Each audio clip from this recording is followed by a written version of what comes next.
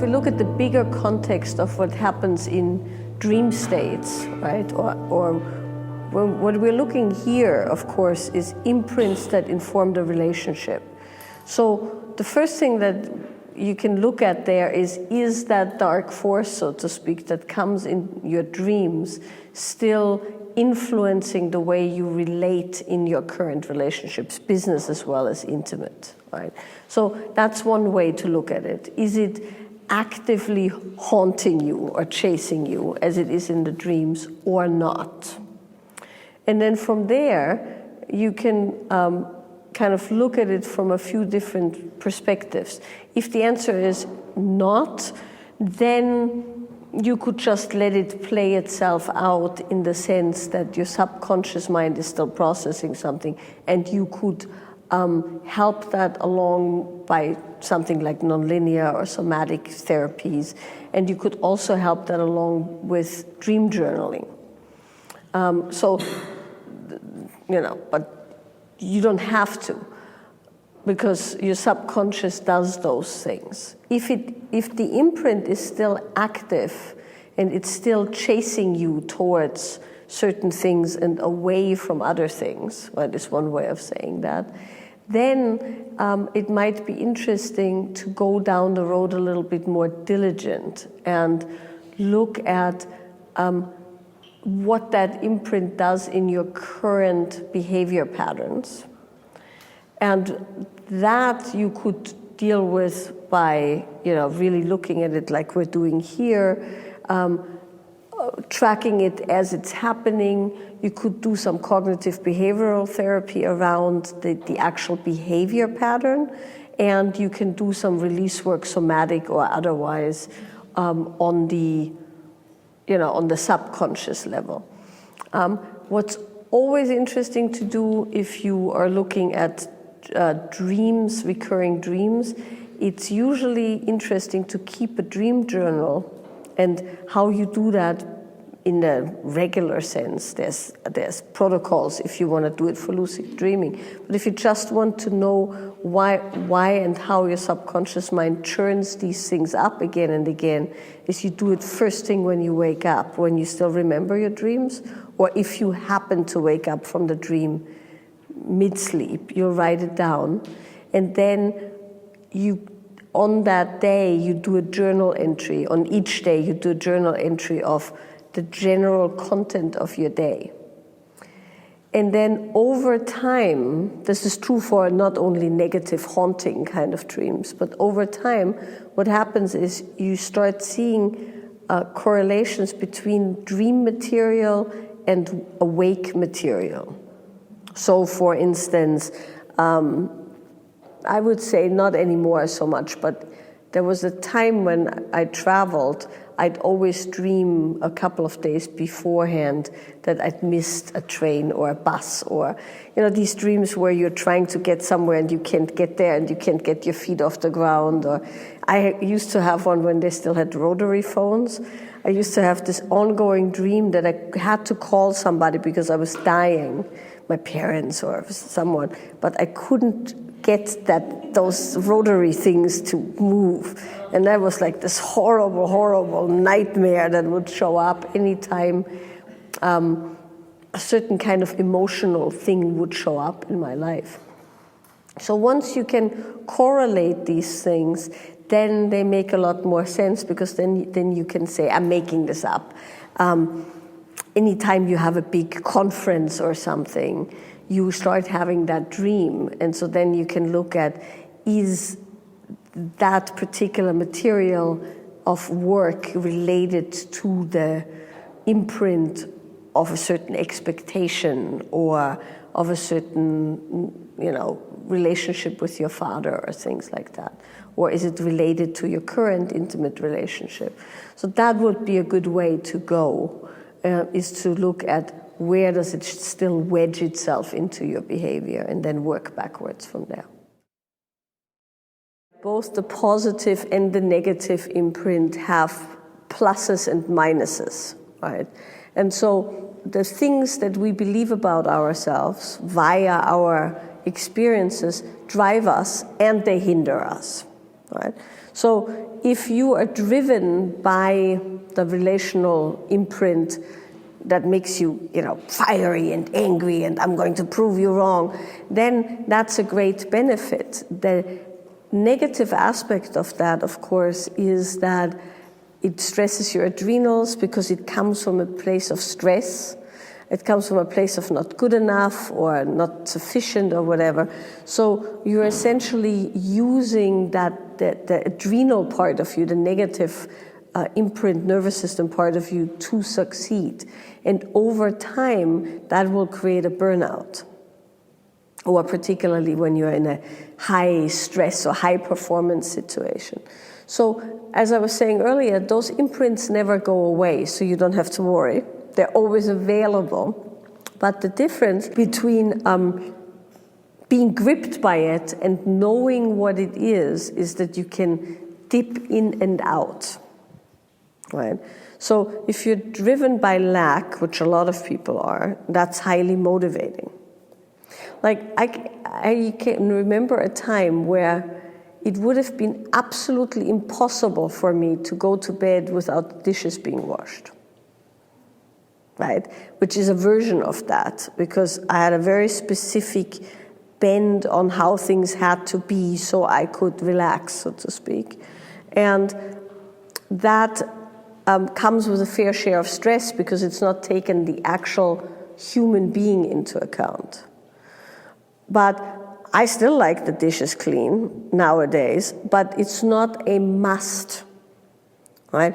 On certain days when that's really not, the best use of my time, I can easily let them go. And also I have a housekeeper nowadays, so so I'm paying somebody else to be obsessed about the dishes, but that's also a function of having stepped out of that pattern, because the pattern is no longer connected to the performance piece, right?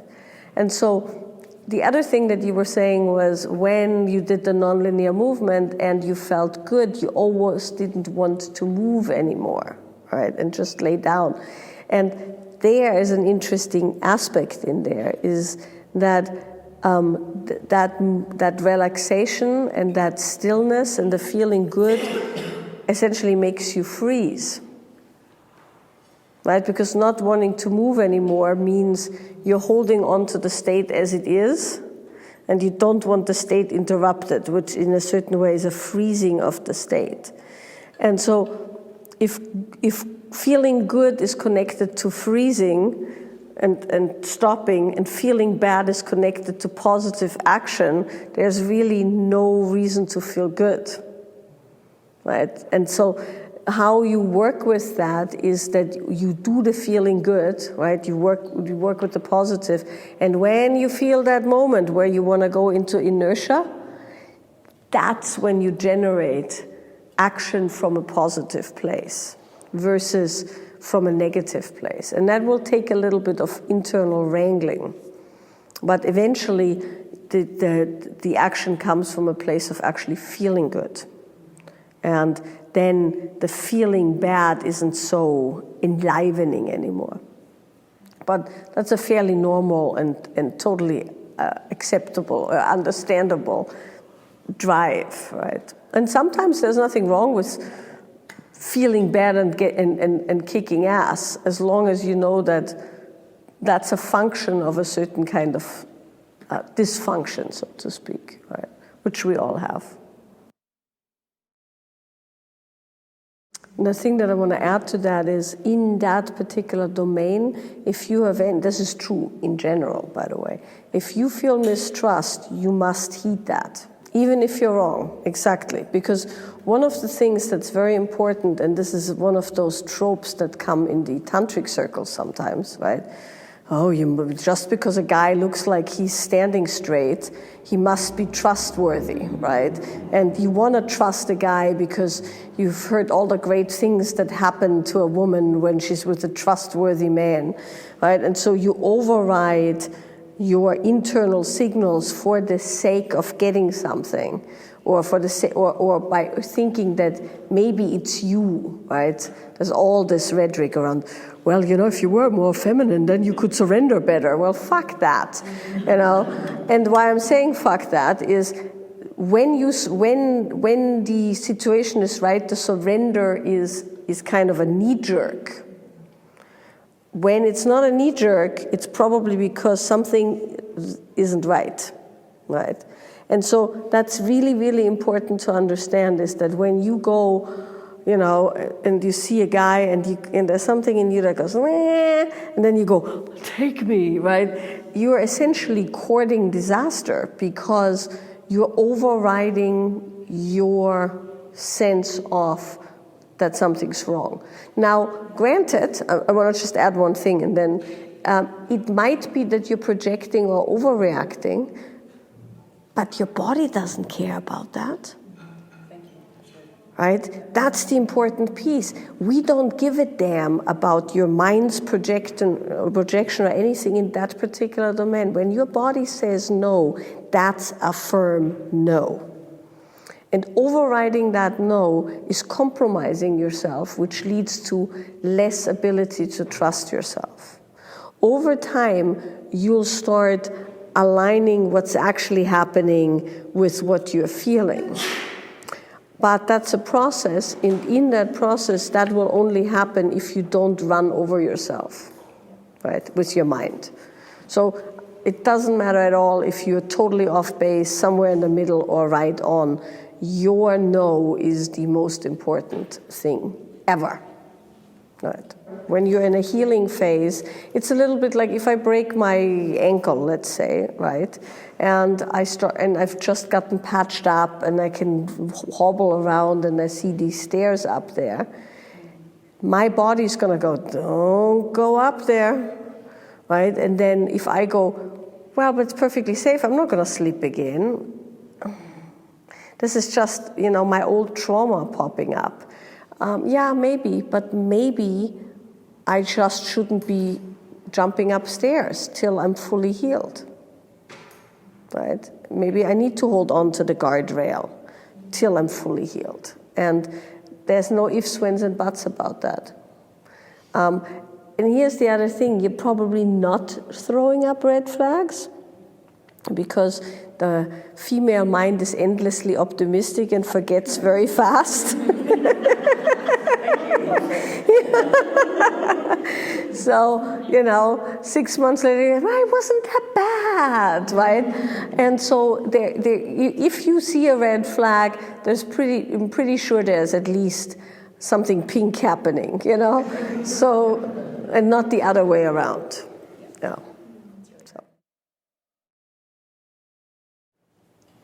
So I'll say a few things about nonlinear movement simply so that it makes sense, right? So nonlinear movement is essentially the engagement with whatever the body's feeling and then subsequently releasing and so on and so on. There's, different ways to deal with nonlinear movement, but one of the strong benefits of nonlinear movement is that it sensitizes you to your internal process. Another one is that it can, by the sheer fact that you're continuing to move, unfreeze areas where you have locked sensation or emotion or trauma or things that you don't want to feel or look at, right? And so those are some of the big benefits of nonlinear movement. There's many other ones. But so when we look at that, what we're looking at could be a few different things. One could be that in your exploration of what you're feeling and tracking things and perhaps releasing things, you come to a natural place of it being somewhat done, at which point the movements will get more and more subtle and then you kind of lay down and rest, right? However, we didn't do that intense a practice today. So I doubt that that's what it was, but that can happen, right? An hour, hour and a half, 2 hours in, most people are sufficiently done, baked, right? What typically tends to happen is that you allow your body to access things, and the body expresses things and processes things and everything, and then there comes a moment where you'll hit a threshold. So there it happens to people a lot, where they suddenly get bored or they feel they're done, or there's nothing left to do, right? And that's usually hitting a threshold.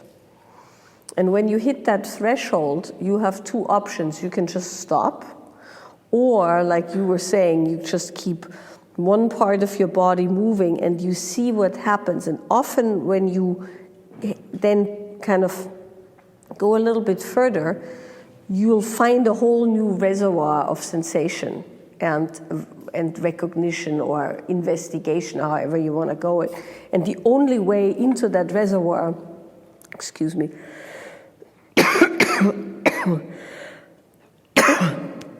is by keeping moving, because you hit an impasse. And usually when we hit those impasses, we just stop or bypass. Right? You often see that in workshops or so. People are getting somewhere and suddenly they have to go to the bathroom. Or suddenly they really need to drink water, as if they've been in the Sahara for 36 hours. And there's no way that they couldn't be without water for another second, right? Those are usually the ways to pop out of the sensation and the feelings and everything. And so there's nothing wrong with doing that if you choose to do it, right? You might go, you know what, I've had it. I'm done for right now. Don't want to go any deeper. Or you can go, I'm up, you know, for the next dip into the deeper pools or something like that. Right? Some people really influenced us very positively. They believed in us, or they gave us some safety or whatever. And then some people, you know, not so much. And just continue writing those things and then just let it sit there. You don't have to do the whole thing at once. We did it at once, so you could have an insight on those things. But if you notice that you're avoiding them, some of these things are not that pleasant to confront. It's just for nobody, right? And so it's perfectly okay to only go as far as you can go and not push yourself. Because why? Right? These things are always there for the taking. It's not like they go away by themselves. So you can always find them, and you can always kind of, you know, excavate them a bit more by looking at them and then seeing how you behave or what the internal voice is. Because the internal voice is always there, right? That part of us that when you stand and you look at somebody, you go, do they like me? They probably don't like me. They probably don't think I'm this or that or whatever. That's always there. And when you really pinpoint that, it loses a lot of its power. But only do as much as you can. Well, with all these things, and you've heard me say this in different ways, is the actually being honest with what's happening is the entry into a different relationship with the body. And so, you know, when we were talking a bit earlier about feeling good and not wanting to move, and feeling bad and really wanting to move, we have all these things, right? And so when you feel fatigued, you pretty much, within your internal performance system, so to speak, only have two options. And one is back up and get going, take another cup of coffee, stand up, move, open the window, get over it, right? So that's one aspect. Or the other one is collapse and somehow feel horrible about having to rest. Or if you're a little bit more self-indulgent, praise yourself for having taken the day off and done some self-care, right? Those are your two options, essentially. But of course, there's always another option, which is that you're actually reacting to the actual needs of your body. And that's a much finer determination to make. And when you make that determination, then you can decide where it's really at. And what I mean by that is, so you're on your hands and knees, you start moving, which means your eyes are closed and you're just here, so there's no escape from the sensations in your body, and suddenly your body goes, right? Shit, I'm really tired. So then when you continue moving and you explore and you kind of move tired, then in the moving of the tired, suddenly fine distinctions show up, right?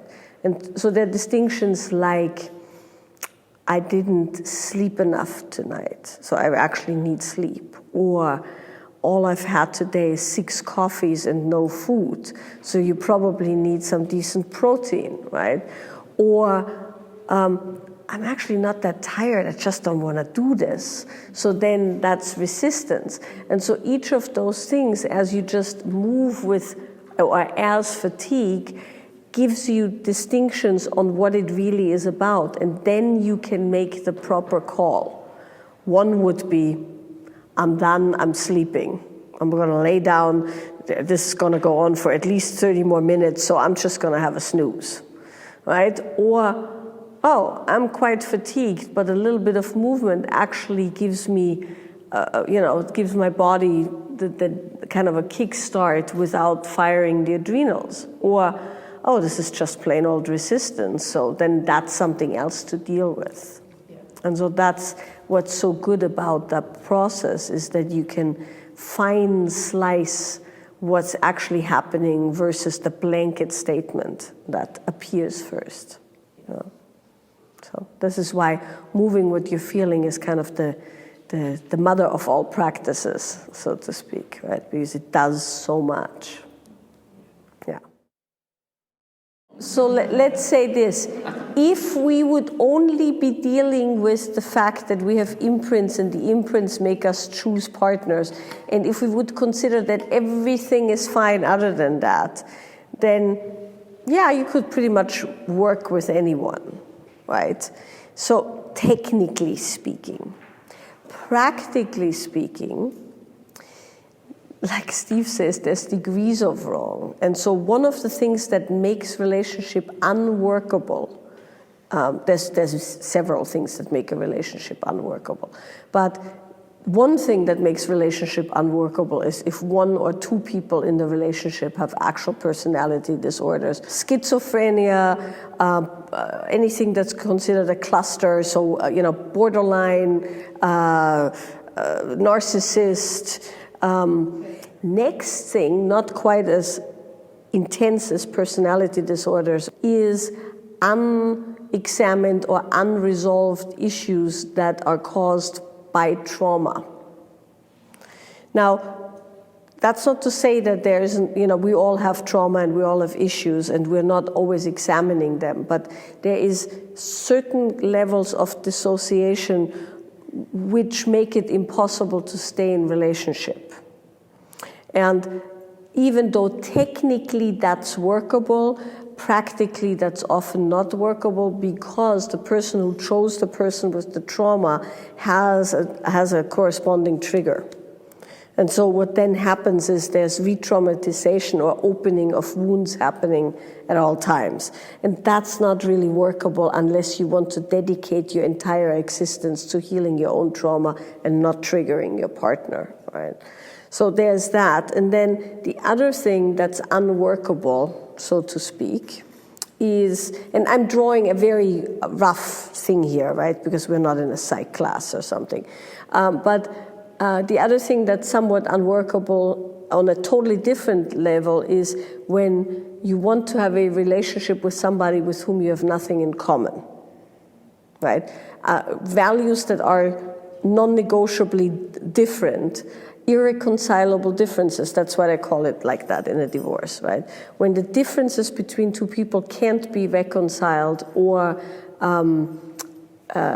made compromises off. Like, for instance, if you really want a child and your partner absolutely does not want a child, that is considered an irreconcilable difference, and you can't fix that, except if one of you overrides your needs. And that usually, is a high price that both people pay, because that doesn't really end up that well.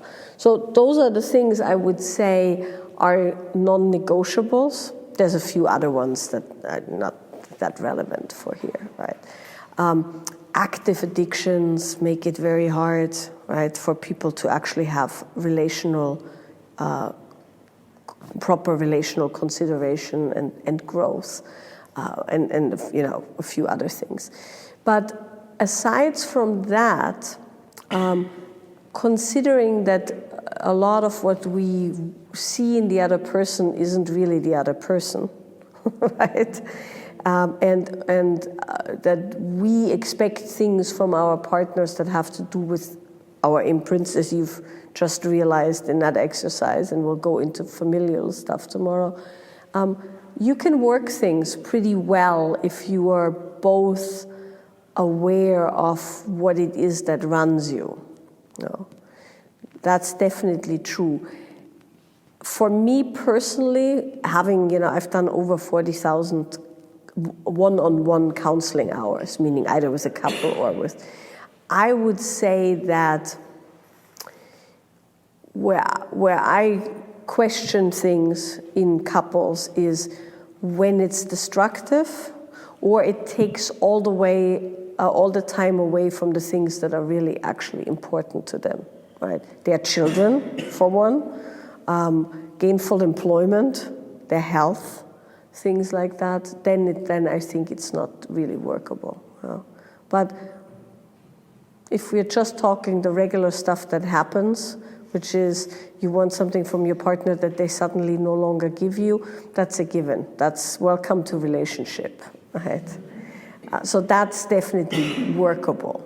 And often those things have to do with our childhood imprints or our previous relationship imprints. It's not very good news, but on the other hand, it is good news. You can make things work a lot easier, actually, than most people think if you know what you're dealing with. But I also am a strong believer in getting out of relationships that just rob you of your life force and your ability to function in the world. It's not necessary. There's more than the one.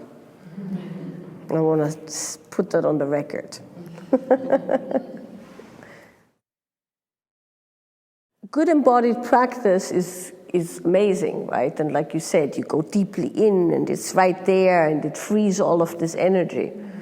But that freed energy and that generator of the embodiment, when it's not directed, disperses in all directions. So you're like the nuclear power plant with the leaks, right?